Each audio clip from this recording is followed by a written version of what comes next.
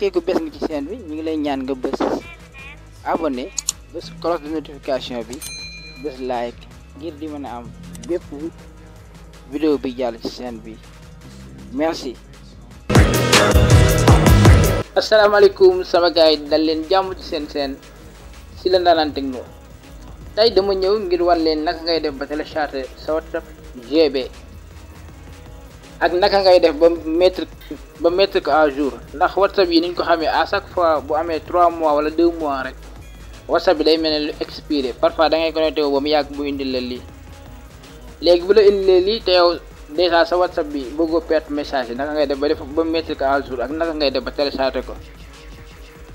loolu la leen bëgg woon tey ate topp leen ñu dem. léegi d'abord WhatsApp yooyu amul Play Store amul Apple Store te WhatsApp yooyu noonu mënut a dox ci iPhone. léegi da ngay dem ci sa Google Chrome wala sa navigateur bi nga am rek bi nga am sa téléphone léegi nga dem fa léegi boo demee ci sa navigateur wala sa Google Chrome lii ngay bind da ngay bind GB WhatsApp Android Wave même bu fekkee WhatsApp Plus nga bëgg tamit da ngay bind WhatsApp Plus Android Wave léegi nga ok ci lien bi. léegi boo ci ok automatiquement dafa lay indil version bu bees bi mi ci version 12 nga ok ci lien bi ngay njëkk jot mooy bi mu bind Pro V12 nga ok ci. léegi boo ci ok da nga ñëw fii ñu bind direct download fii ñu bind direct download ci ngay ok.